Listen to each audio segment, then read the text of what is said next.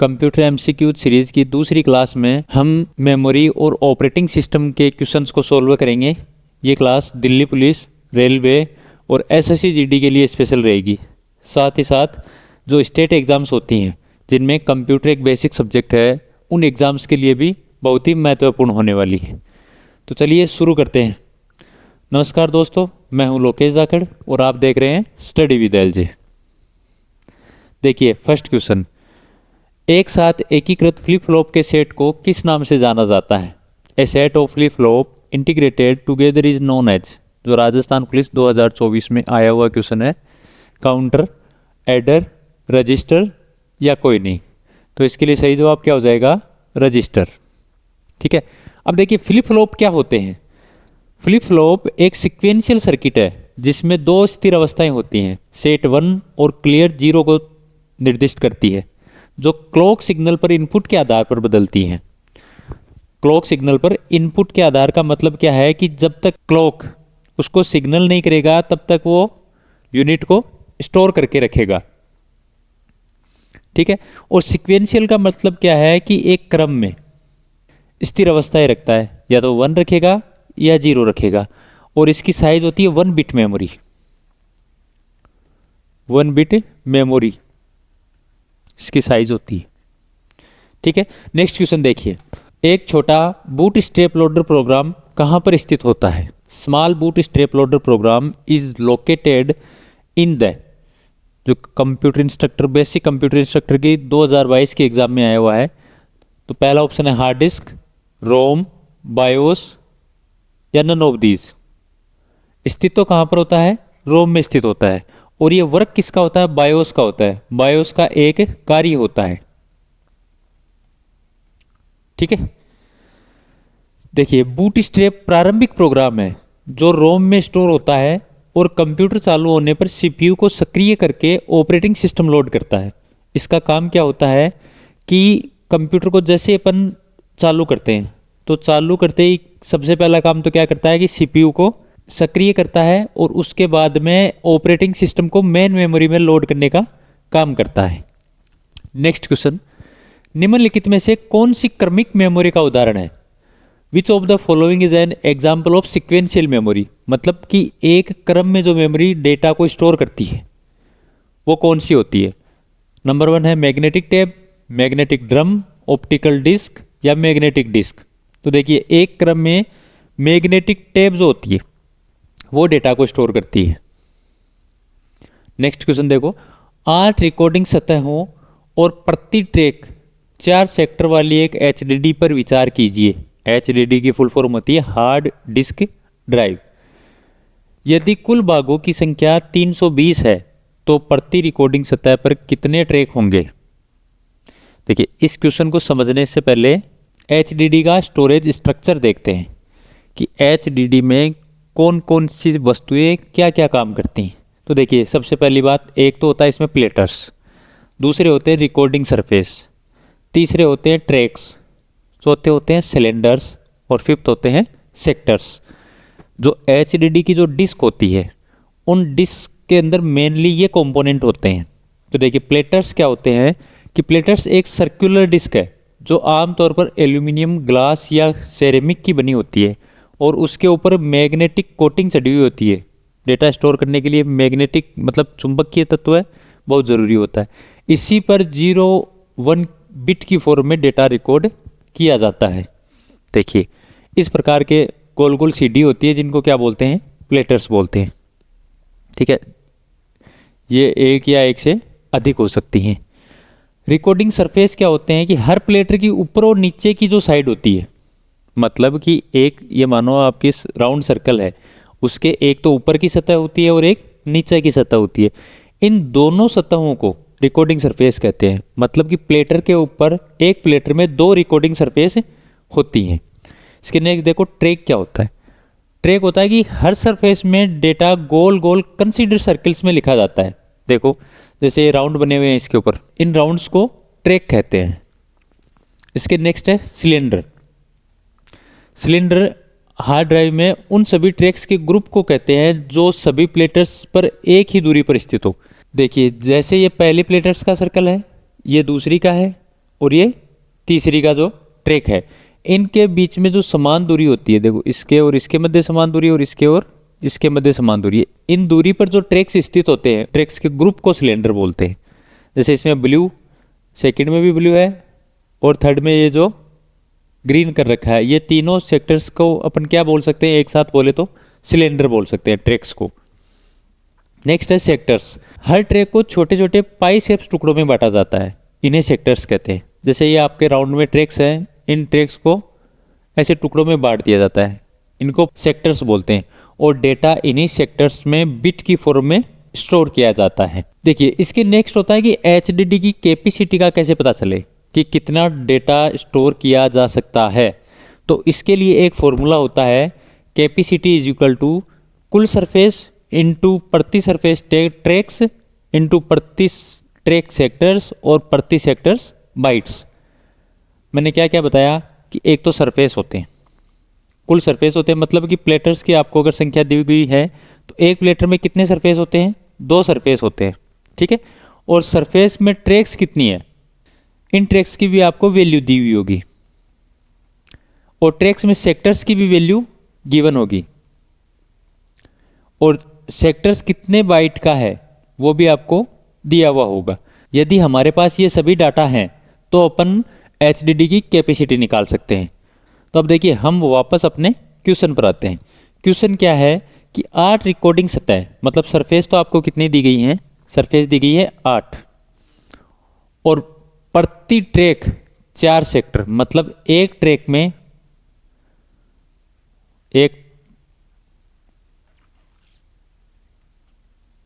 एक ट्रैक में कितने सेक्टर्स हैं, 4 सेक्टर्स हैं।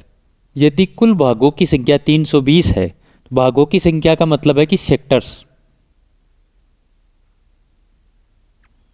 320 दिए गए हैं, टोटल 8 जो सरफेस है उनके ऊपर दिए गए हैं।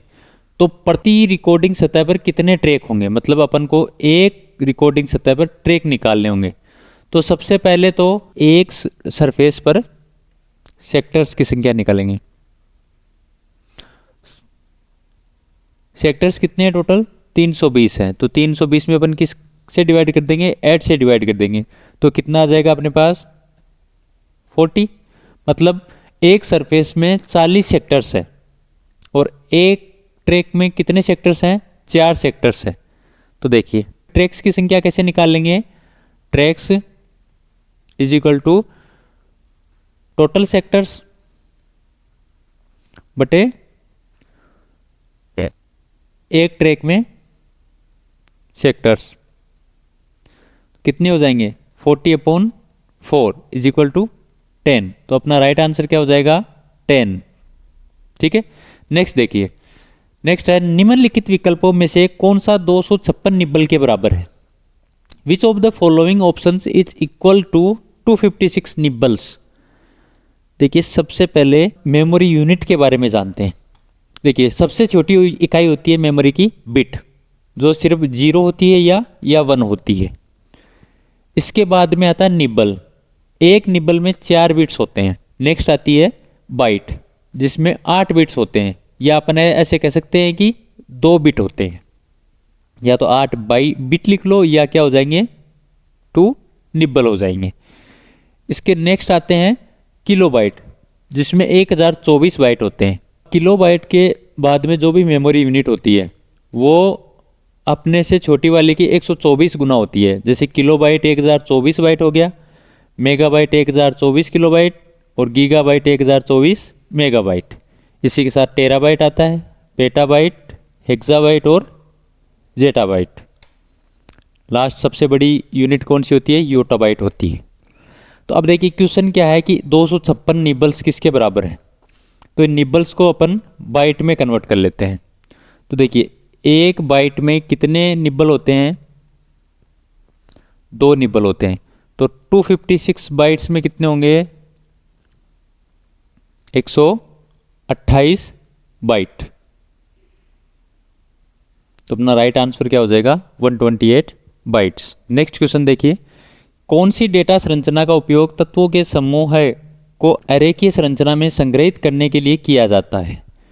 What type of data structure is use to store a set of elements in a non linear structure.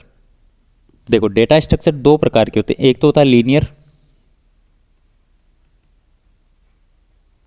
और दूसरा होता है नॉन लीनियर।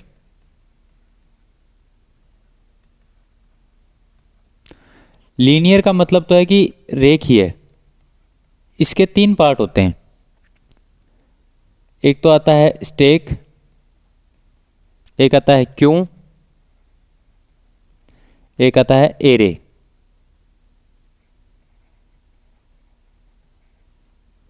ठीक है। और नॉन लीनियर में आते हैं दो प्रकार के, एक तो होता है ट्री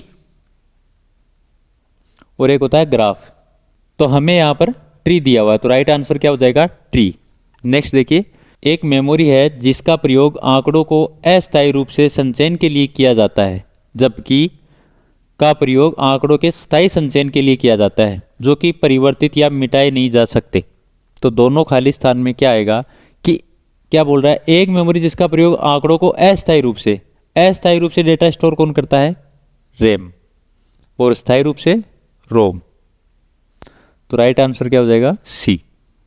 नेक्स्ट देखिए, निम्नलिखित में से कौन सा स्टोरेज डिवाइस अधिकतम मात्रा में डेटा स्टोर कर सकता है?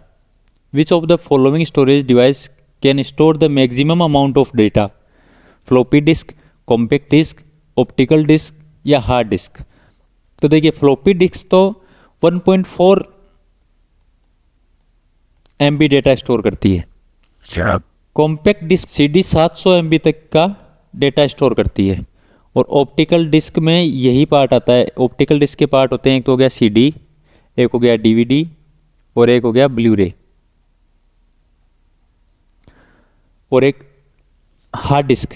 हार्ड डिस्क सबसे ज़्यादा स्टोरेज कैपेसिटी वाला डिवाइस होता है, जो TB तक का डेटा स्टोर कर सकता है, मतलब टेराबाइट तक का डेटा स्टोर कर सकता है। नेक्स्ट देखिए, जब प्रोसेसर प्रोग्रामों और डेटा को यूज कर रहा होता है तब उन्हें कहाँ रखा जाता है?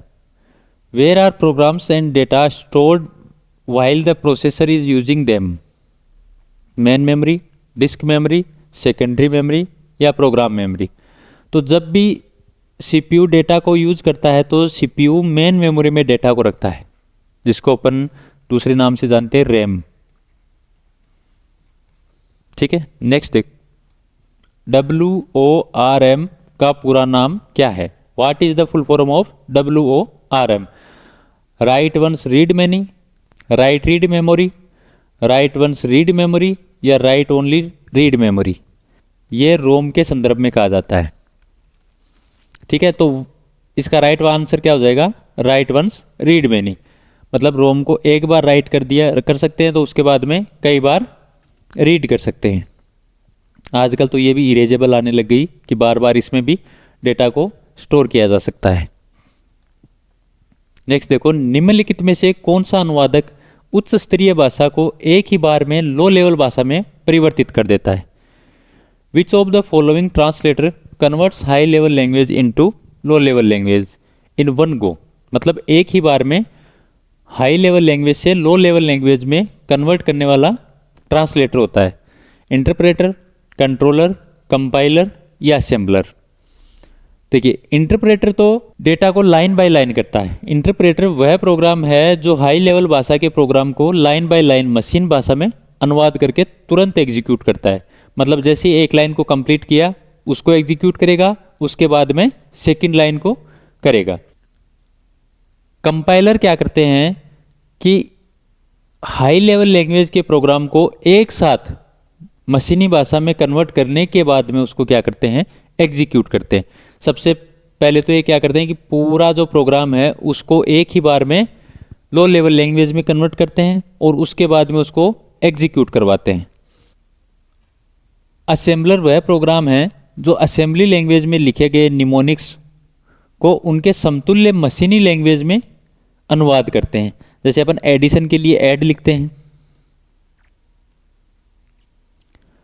असेंबली लैंग्वेज में एडिशन के लिए ऐड लिखा जाता है, सब्सट्रैक्शन के लिए सब लिखा जाता है। ये सभी जो अपन शॉर्ट फॉर्म में निमोनिक्स लिखते हैं, इनका कंप्लीट अनुवाद करने के लिए किसका उपयोग किया जाता है? असेंबलर का किया जाता है। तो इस क्वेश्चन के लिए राइट आंसर हो जाएगा कंपाइलर। नेक्स्ट देखिए, यूजर द्वारा कंप्यूटर पर निष्पादित किए जाने वाले विशिष्ट कार्यों में प्रयोग किए जाने वाले सॉफ्टवेयर का नाम है। What is the name of the software used by the user to perform specific task on the computer? Artificial intelligence, application software, operating system या यूटिलिटी सॉफ्टवेयर। एक स्पेसिफिक टास्क जो होती है उसके लिए एप्लीकेशन सॉफ्टवेयर्स को यूज में लिया जाता है। नेक्स्ट देखिए, निम्नलिखित में से कौन सी विंडो यूटिलिटी अनावश्यक फाइल्स को मिटा देती है? Which of the following windows utilities delete unnecessary files? Backup and restore wizard, disk cleanup, disk defragment और नन ऑफ दीज। देखिए, बैकअप एंड रीस्टोर का तो क्या काम होता है कि आपका कोई डेटा लॉस्ट हो गया उसको बैकअप लेने का काम करता है। डिस्क क्लीनअप क्या करता है कि अननेसेसरी फाइल्स को रिमूव करता है, और डिस्क डिफ्रेगमेंट का मतलब पार्टीशन करता है। नेक्स्ट देखिए, निम्नलिखित में से कौन सा सॉफ्टवेयर प्रथमतः कंप्यूटर मेमोरी में लोड होता है जब एक कंप्यूटर को स्टार्ट किया जाता है? Which of the following software is first loaded into the computer when a computer is started? Device driver, operating system, language translator और सिस्टम यूटिलिटीज। मेन मेमोरी में जो सॉफ्टवेयर लोड होता है वो होता है ऑपरेटिंग सिस्टम, और इसका लोड करवाने का काम किसका होता है? बायोस का। मेमोरी का उपयोग कभी कभी सीपीयू को वर्तमान प्रोग्राम और डेटा तेजी से उपलब्ध कराकर प्रोसेसिंग की गति बढ़ाने के लिए किया जाता है। Memory is sometimes used to increase the speed of processing by making current programs and data available to the CPU at the rapid rate. Cache memory, main memory, backup memory या auxiliary memory? तो इसका right answer क्या हो जाएगा? Cache memory. Cache memory क्या करती है? Main memory और सीपीयू के मिड में वर्क करती है। ये मानो कि कोई डेटा मेन मेमोरी में स्टोर है, उस डेटा का जो इम्पोर्टेंट पार्ट है वो कैश मेमोरी के पास स्टोर रहता है, जिसकी सीपीयू को बार बार आवश्यकता पड़ती है तो वो कैश मेमोरी से उसको उपयोग में ले सकता है। नेक्स्ट देखिए, निम्नलिखित में से कौन सा एक विशेष उद्देश्य वाला एप्लीकेशन सॉफ्टवेयर है? Which of the following is a specific purpose application software? Linux, Windows, DBMS, payroll system. तो इसका राइट आंसर हो जाएगा पेरोल सिस्टम। देखो, विंडो एंड लिनक्स तो ऑपरेटिंग सिस्टम है, और डीबीएमएस क्या, एक मैनेजमेंट सिस्टम है जो फाइलों को या अलग अलग चीज़ें उनको मैनेज करने का काम करता है। और पेरोल सिस्टम एक पेमेंट एप्लीकेशन है जो कंपनी के जो एम्प्लॉयज़ होते हैं उनका डेटा रीड करके उनको पेमेंट करने का काम करता है। नेक्स्ट देखिए, लिनक्स ऑपरेटिंग सिस्टम का शुभंकर है। What is the mascot of a Linux operating system? First है ड्रैगन या पेंगुइन, बड्रॉइड या लॉइन। देखो, मास्कॉट क्या होते हैं कि जो अपन को चिन्ह दिखाते हैं, जैसे अपने फ़ोन के अंदर एप्लीकेशंस का एक फ़ोटो होता है छोटा सा, ठीक है, उसको क्या बोलते हैं? मास्कॉट बोलते हैं। तो लिनक्स का होता है पेंगुइन। देखिए, ड्रैगन होता है काली लिनक्स का, पेंगुइन होता है लिनक्स का, और बगड्रॉइड होता है एंड्रॉइड का। नेक्स्ट देखिए, जब कंप्यूटर का स्विच ऑन करते हैं तो बूटिंग प्रोसेस कौन करता है? When the computer is switched on, who does the booting process?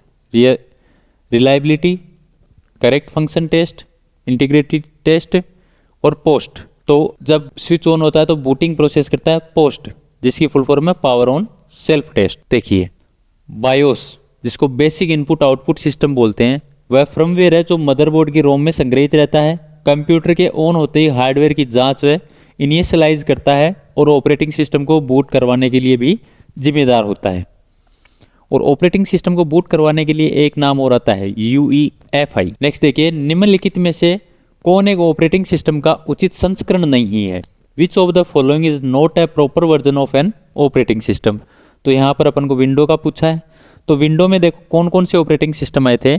सबसे पहला तो आया था विंडो 1.0 जो 1985 में आया था। इसके बाद में विंडोज 2.0, नेक्स्ट आया था विंडोज 3.0, 3.1, 3.11, और इसी प्रकार विंडोज 95, विंडोज 98, विंडोज ME जिसकी फुल फॉर्म है मिलेनियम एडिशन जो 2000 में आया था, और विंडोज NT जिसमें 3.1, 3.5, 3.51 और 4.0 तक आया था। ठीक है, नेक्स्ट था Windows 2000, Windows XP, Windows Vista, Windows 7, Windows 8, 8.1, Windows 10 और विंडोज़ 11 जो अभी करंट में प्रचलित है वो कौन सा है, विंडोज़ 11। तो देखिए इसमें से विंडोज़ 9 एक उचित संस्करण नहीं है। नेक्स्ट देखिए, विंडोज़ ऑपरेटिंग सिस्टम में सभी एप्लीकेशंस को मिनिमाइज करने और डेस्कटॉप दर्शाने के लिए निम्नलिखित में से किस कीबोर्ड शॉर्टकट का उपयोग किया जाता है? Which of the following keyboard shortcut is use to minimise all applications and display the desktop in the Windows operating system? First है control plus shift plus ESC, या F5, या विंडो की प्लस D, या window key plus L। तो इसका right answer हो जाएगा window key plus D। जैसे ही window key plus D press करेंगे तो सारे जितने भी करंट एप्लीकेशंस खुले हुए हैं वो सभी मिनिमाइज हो जाएंगे। देखिए कंट्रोल शिफ्ट प्लस ESC का क्या काम होता है कि ये टास्क मैनेजर को ओपन करता है, F5 रिफ्रेश करने का काम करता है, window key plus D minimise करने का काम करता है और विंडो की प्लस L तो विंडोज़ को लॉक करने का काम करता है। तो आज के लिए इतना ही, मिलते हैं अगले वीडियो में, तब तक के लिए जय हिंद जय भारत।